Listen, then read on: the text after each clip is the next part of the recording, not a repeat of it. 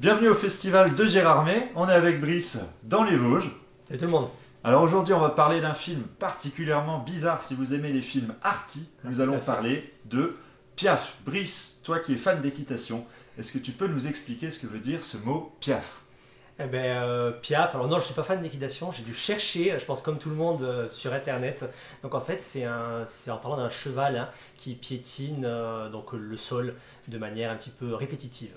Voilà ce qu'on a trouvé sur Piaf. Exactement, donc c'est tout ce que l'on allait dire, fin de cette vidéo. Non, alors on va vous raconter un petit peu ce qu'il en est. C'est l'histoire d'une jeune femme qui réalise en fait des bruitages de films et notamment de publicités, alors cette fois-ci pour des antidépresseurs.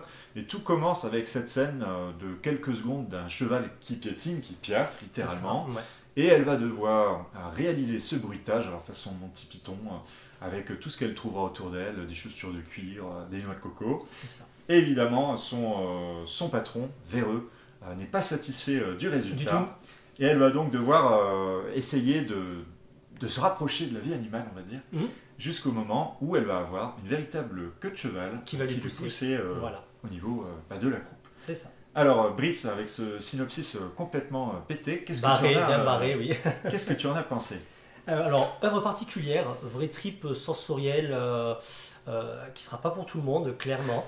Faut le dire, très clairement. Voilà. Donc en fait, tout le film, ça raconte pas grand-chose fondamentalement. On a 3 minutes de dialogue sur 1h30 de film et ça parle de l'affirmation de soi. Donc un petit peu au sens large, que ce soit au niveau sexualité ou même l'identité de genre. Le film parle vraiment de ça.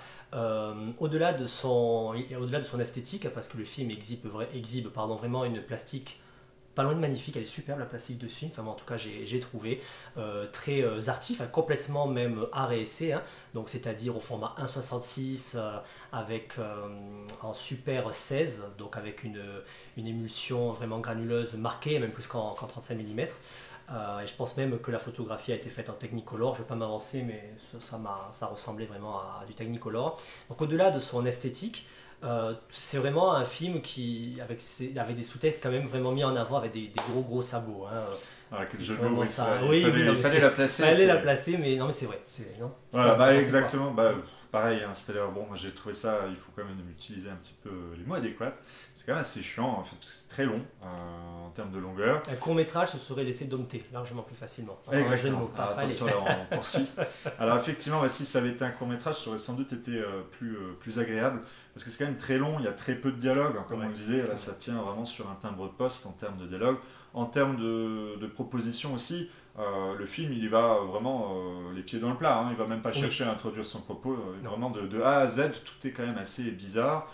Et pour ma part, j'ai trouvé que ça m'agace un peu parce que ça fait partie de ces films où on va cocher vraiment toutes les checklists, toutes les croix qu'il faut. Transgenre, LGBT, émancipation sexuelle.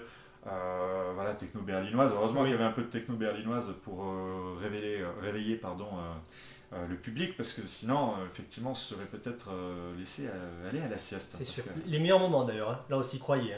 Les meilleurs moments. On se met debout, danse, on est dedans. C'est bon passage. Il y a vraiment le côté techno berlinoise qui est assez sympa.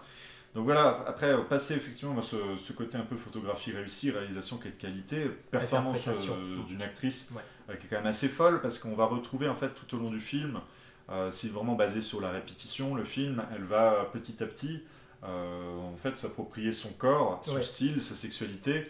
Elle va enfin au départ, elle est complètement apeurée, tout le temps on voit qu'elle est vraiment en détresse. Et la mise en scène la met vraiment dans ce monde, elle est toute refermée. D'ailleurs elle fait une pub pour la dépression, on dirait qu'elle est complètement triste et dépressive.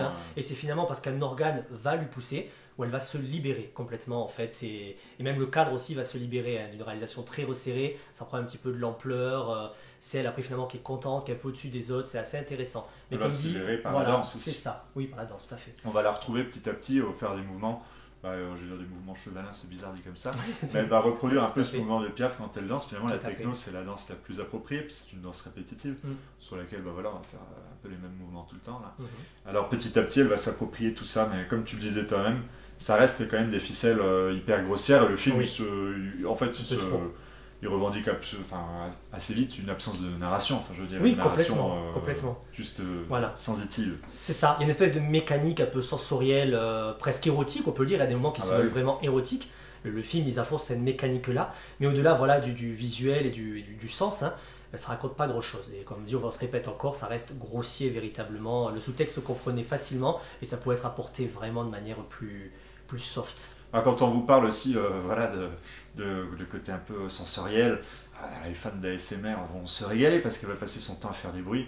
On va se retrouver dans des scènes improbables de rapports sexuels avec un botaniste. Ouais. Alors une rose dans la bouche en même temps qu'elle fait du bandage et que lui il sera en train de lui caresser la coupe littéralement. Ah oui, complètement.